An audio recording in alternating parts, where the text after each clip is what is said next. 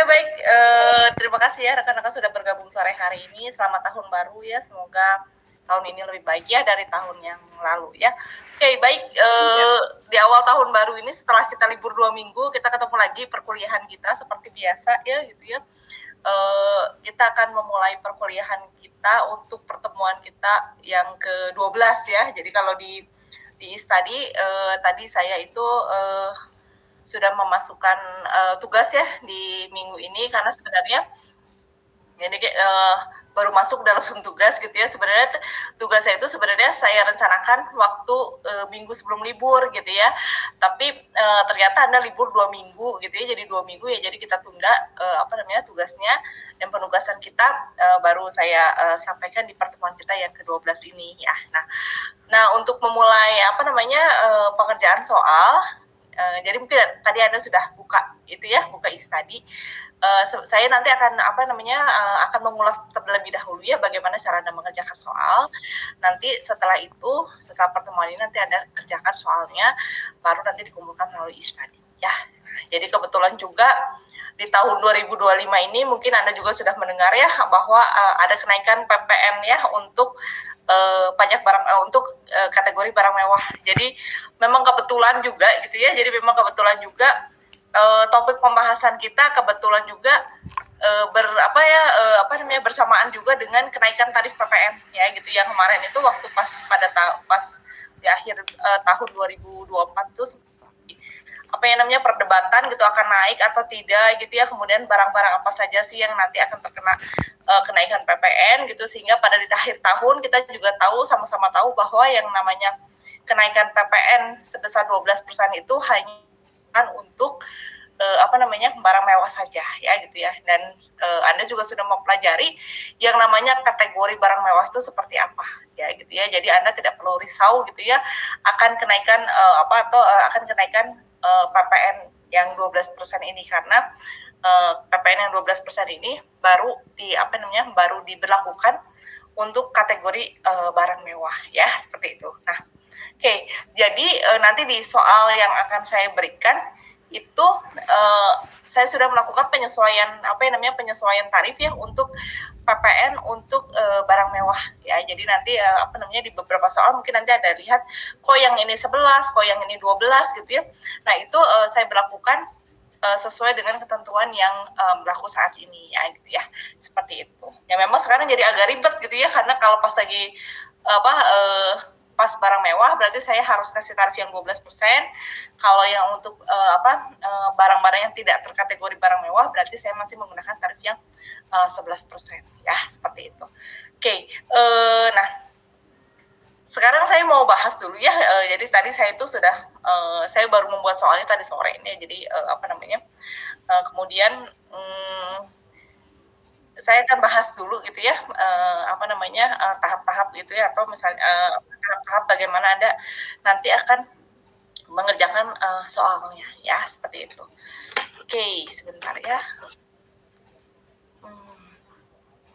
Kita panas pisannya. Jadi seminggu terakhir ya kayaknya ya. Seminggu terakhir tuh kayaknya teh panas banget. Jadinya melekep gitu ya maksudnya teh. Alhamdulillah ada dang, Bu. Haridang ya, bener-bener aduh ampun ini teh. Jadi suka nggak nyaman gitu kan. Bilang rumahnya di Bandung Utara mah nggak panas ya, tetap aja kalau lagi cuaca kayak gitu tetap ya haridang. Oke ya, baik. Nah, mungkin ini nanti Anda bisa lihat ya soalnya bentar ya, suami saya ya. Nah, ini memang kalau ngajar pajak ini tantangannya ya kita harus update update ketentuan gitu ya, update tarif gitu ya. Jadi ya memang harus ngikutin gitu ya. Nah, di sini nanti Anda bisa lihat ya di di lembar soalnya ya. Di sini tugasnya hari ini gitu ya. Kemudian Anda kerjakan secara individu, Anda kerjakan ya terserah ya, Anda mau kerjakan di kertas folio atau di mana juga boleh. Kemudian nanti Anda kumpulkan maksimal jam 22 ya. Jadi saya beri waktu sampai jam 22 ya. Tapi ini sebenarnya nggak terlalu banyak ya sebenarnya yang harus dikerjakan. Jadi kalau misalnya bisa segera langsung dikerjakan ya dikerjakan saja ya. Oke, saya refresh materi ya sambil bagaimana mengaplikasikan di dalam soal ya seperti ini. Nah, ini soal yang pertama ya di sini adalah terkait dengan kegiatan import ya. Di sini adalah seorang importir mengimpor barang elektronik dengan nilai faktur sebesar 45.000 US dollar ya. Kemudian kalau atas kegiatan impor biasanya ada yang namanya biaya asuransi dan biaya angkut ya. Anda mungkin ingat di PPh pasal 22 ya. Kita bagaimana sih kita menghitung yang namanya nilai impor ya. Nah, kemudian sesuai ketentuan yang berlaku atas impor barang tersebut dikenakan biaya masuk sebesar 10%. Jadi masih ada biaya masuk 10%.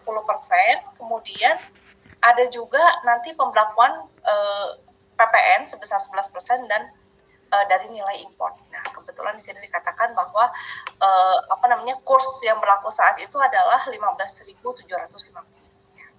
Nah, caranya seperti apa ya? Kita biasa ya, kita akan menghitung dengan tahap-tahap yang seperti ini ya gitu ya. Kita tulis dulu nilai fakturnya. Kita nilai faktur adalah 45 US dollar ya. Kemudian biaya asuransi 1%. Ya, tinggal Anda hitungnya 1% itu berapa. Kemudian biaya angkutnya berapa. Nah, kemudian semuanya ini nanti Anda jumlahkan. Ya, ini semua ini nanti Anda jumlahkan. Ini berapa jumlahnya. Ini adalah yang disebut dengan CIF atau Cost Insurance and Freight. Ya, kemudian kita hitung ya, 45.000. Kita mau coba hitung. 1 ya, kita coba ini simulasikan ya. 45.000 dikali 1%. 450 ya ini ya. 450 405 mana sih? Oh ya. Di sini ya. 450. Berarti yang ini 900 ya. Nanti Anda tinggal jumlahkan ya. Ini 450 ditambah 900 ditambah 45.000. Ya, ini adalah cost insurance and freight. Nah, temuin aja deh 45.000. Ini nggak pakai Excel ya saya. 450 tambah 900. Betul ya? Ini tadi mana sih ininya? Nah, ini ya. Yang ini 450, yang ini berarti 900 ya. Kemudian kita jumlahkan ya ini. Kita jumlahkan semuanya jadi 46.350 ya berarti ya. 46.350 ya. Kemudian nanti kita kalikan dengan biaya masuk ya. Biaya masuk 10% dari yang nilai ini. Berarti 463,5 ya. Ini ya.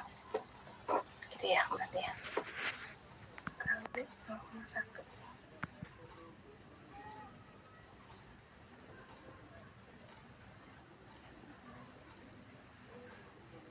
4635, sorry.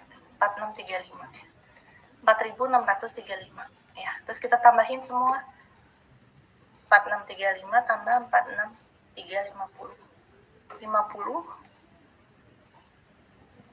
985. Ini kita tambahin ya.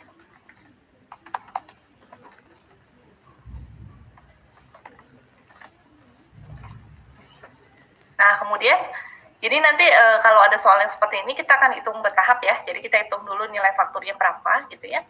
Kemudian ada biaya asuransi 1% tinggal dikalikan dari nilai fakturnya. Biaya angkutnya 2% dikalikan dengan nilai faktur itu adalah 900. Kemudian kita jumlahkan semua. 45.000 ditambah 450 tambah 900 itu adalah 46.350 US dollar. Kemudian tadi di soal dikatakan ada biaya masuk sebesar 10% gitu ya. 10% dikalikan dengan CIF ya, yaitu 4.635. Nah, kemudian ini kita jumlahkan. 4.350 ditambah 4.635 ini adalah 50.985 ya. US dollar, masih dalam US dollar ya. Kemudian kita akan mengkonversi ya nilai US dollar itu ke dalam rupiah ya, dalam rupiah. Jadi nanti tinggal kita kalikan saja nilai import dalam US dollar ini dengan kurs yang berlaku saat ini. Ya.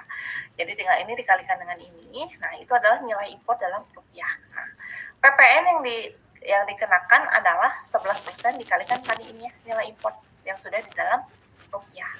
Ya. Nah, nilai import ditambah dengan PPN ini adalah yang menjadi harga yang harus dibayarkan oleh konsumen. Ya, gitu ya. Jadi step-stepnya akan seperti ini. Gitu ya. Jadi mudah-mudahan saya pahami ya.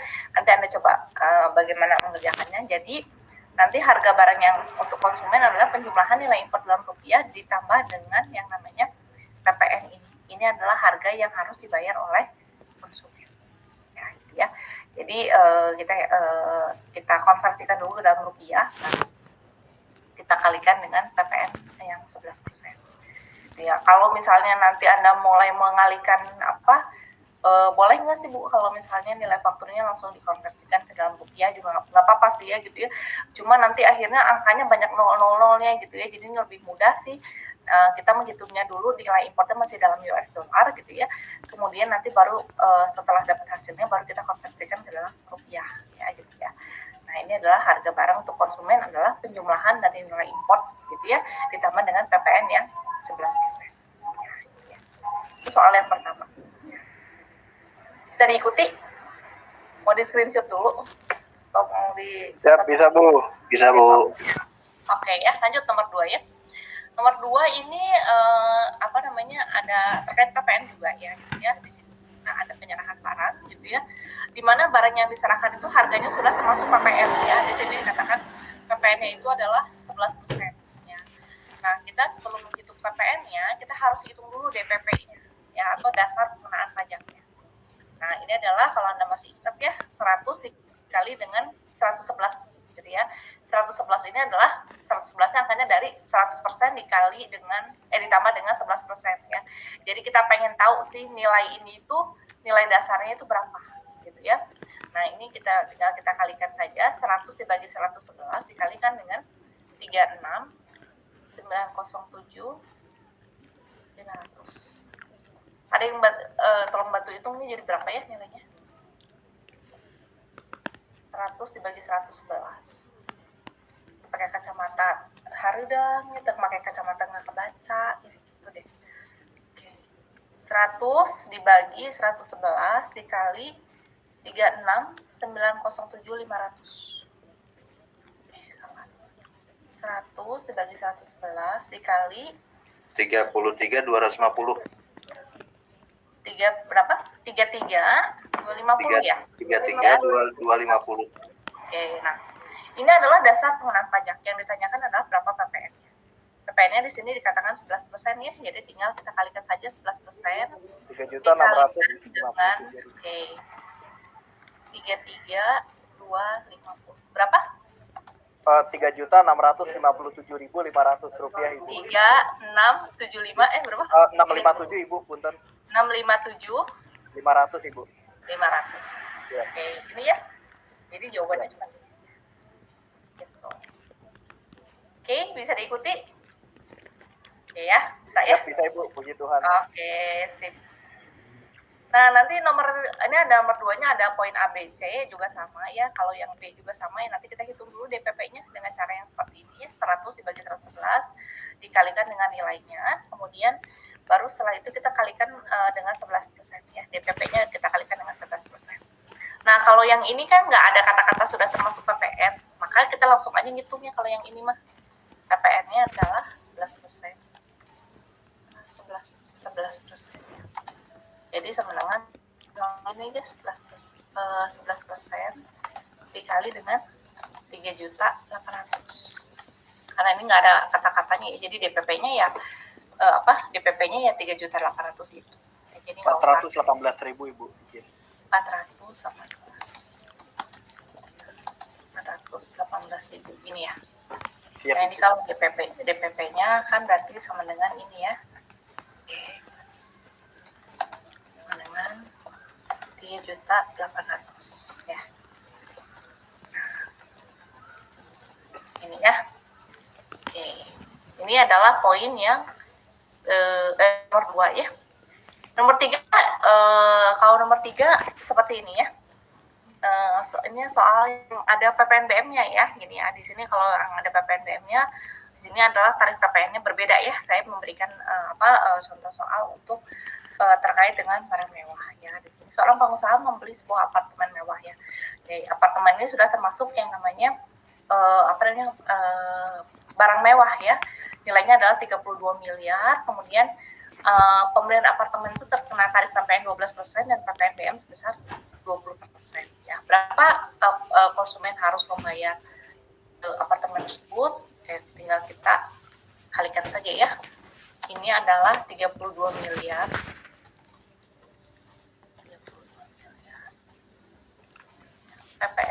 PPN-nya 12% kali 32 miliar. Dikali 3 miliar 840 juta Ibu. 840 juta ya. Iya. Ini ya. Siap. Okay. PPN BM-nya 20% dari 32 miliar.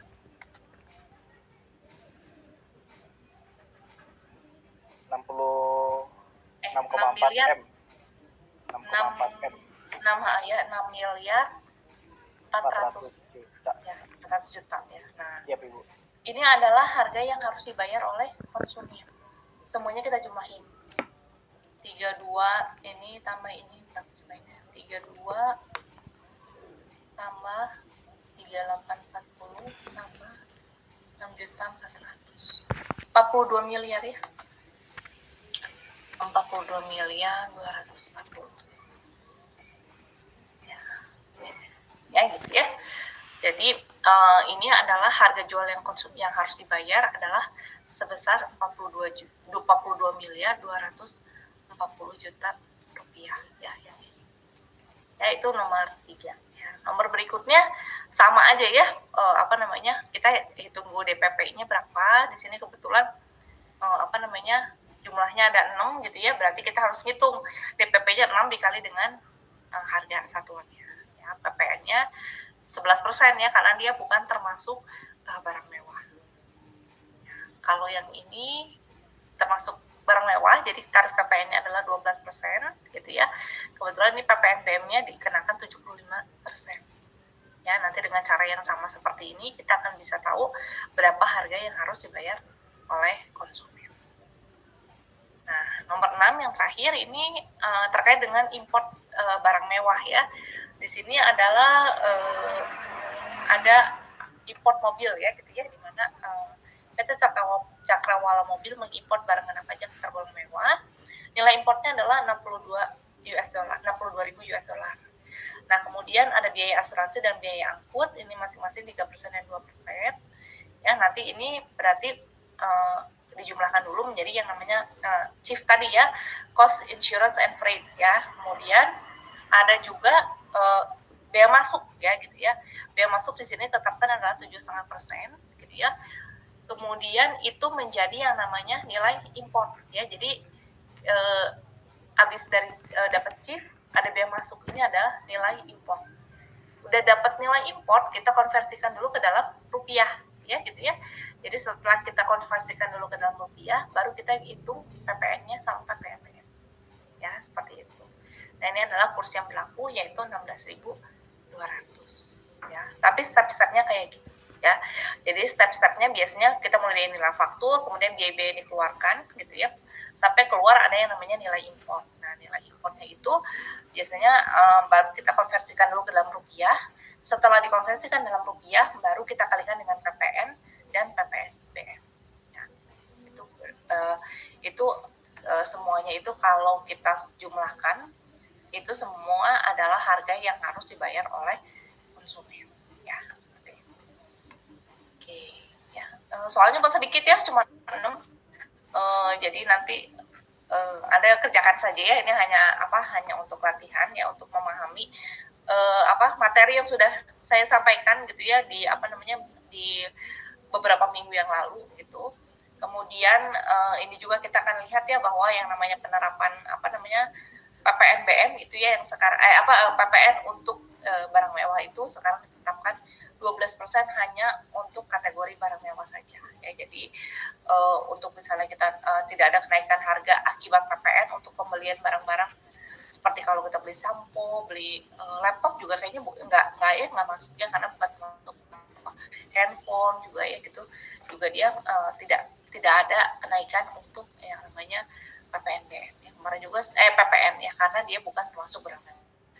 Dan juga sempat ada hoax juga ya, ada rumor juga di mana kalau kita melakukan transaksi kris itu ya, kris itu nanti kita biaya gitu ya, atau tambahan PPN gitu ya tapi itu sebenarnya tidak seperti itu ya gitu ya. Jadi penerapannya adalah hanya untuk kategori barang mewah ya. Biarkan saja masyarakat atas itu ya, yang dia memang atas konsumsinya memang layak untuk diberikan tarif atau pajak yang tinggi untuk konsumsi barangnya ya, seperti itu. Oke, itu aja ya, karena ini sebenarnya soal latihan gitu ya. Jadi saya hanya mengulas bagaimana Anda melakukan pengerjaannya. Soalnya nanti nggak perlu ditulis gitu ya, nanti Anda cukup menuliskan jawabannya saja, kemudian dikirimkan melalui study ya. Jadi soalnya nggak banyak, ini cuma buat latihan saja supaya Anda lebih paham ya apa yang sudah disampaikan perkuliahan beberapa minggu yang lalu. Oke? Saya rasa itu aja ya pengarahannya dari saya. Nanti kita akan bergabung kembali nanti jam 19.15 untuk mata kuliah manajemen keuangan gitu ya. Sebenarnya ada tugas juga, cuma nanti tugasnya itu saya beri waktu 1 minggu gitu ya, karena memang agak banyak. Mau saya tadi kalau kelas pagi tadi dikerjakan di kelas gitu ya. Ada yang dari kelas pagi nggak? Ada Belva nggak? Belva. Tadi itu bilangnya mau masuk kelas, nggak ada. Tadi yang untuk yang kelas pagi tadi kerjakan di kelas ya. Tapi yang untuk kelas sore saya kasih waktu 1 minggu ya, cuma nanti akan saya modifikasi dulu ya soalnya supaya berbeda dengan kelas yang lain. Oke, cukup ya penjelasannya. Nanti Anda tinggal langsung ngerjain soalnya saja. Nanti ketemu lagi jam 11 ya di mata kuliah manajemen keuangan ya. Oke, baik. Terima kasih teman-teman. Selamat sore. Selamat mengerjakan soalnya ya.